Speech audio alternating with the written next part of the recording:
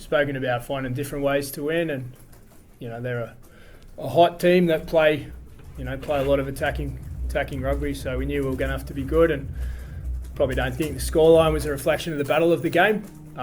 But I think the better team won too. We can come away and we'll definitely kick ourselves, and review will be tough to watch in that respect because it'll be an honest review.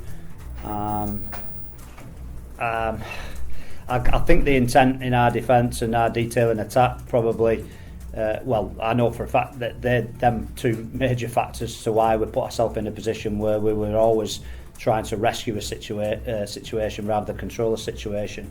And obviously the start was poor there as a result of that. But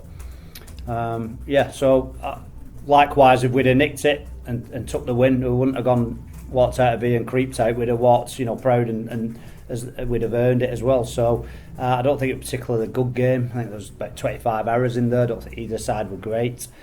But focus on our side. Then, like I said before, our detail in attack were poor and our intent in defence were poor. Probably one results in the other. A bit of a vicious circle going on. Compounding to that, I thought we got some real tough calls. Certainly the trip. Leeds should be down to 12 men. They're not. I don't get how you cannot see that. And then Sitter, the first two back to sixes in the half against us is back to six. Simbin, I think that was just a bit of the occasion getting the better of everybody, and it became a Leeds party at that point, and we were on the end of it. So, but the best team won, in my opinion. So that was tough to take for us. Some of our starts haven't been the best. We haven't been consistently good at the start of the game, so it was positive to get going there. But we knew it was going to, be coming back the other way at some point. And the two tries that they scored in the first half were, highly skilled, lots of touches of the ball. And we can learn from that, but also sometimes you've got to tip your hat and say that was a good play. We weren't as cohesive, we weren't as connected. In that first half, I thought we fixed quite a bit of that in the second half, but we came up some errors at bad moments really when we had really good field position and looked really threatening. But it's definitely one where we'll kick ourselves, but there's quite a bit to go yet. So it's really important that we learn from it. We know where we went wrong, but we'll review it honestly, and then we'll move real quick to our next opponent because there's a lot to play for. Yeah, we lost the ball in contact a few times there, back to back, and that added to our sort of defensive burden there. But we looked reasonably connected there, and we were able to sort of turn them away enough.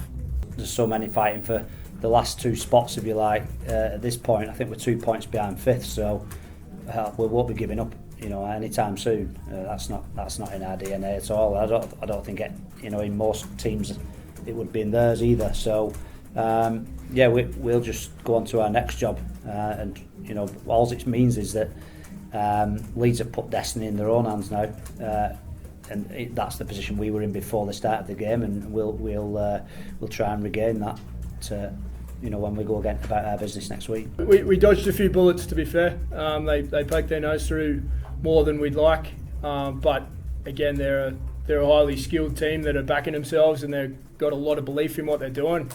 As their form in the last period of time has been hard to handle. So we knew it was going to be a battle. We were connected enough on enough plays to get the job done, but I'm not sure if the scoreline was indicative of the battle that it was.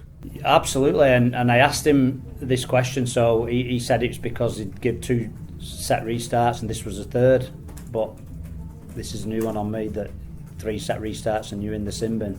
I could understand the penalty, but that's, I don't know, maybe the 14,500 fans were giving some encouragement for that one, but they were the first 2 of the half as well, which makes it even more bizarre towards the end of the game. It's very strange, but it's not cost us the game, that's for sure. So it just they don't help, do they? And so it won't be something that we'll focus on. But you ask the questions.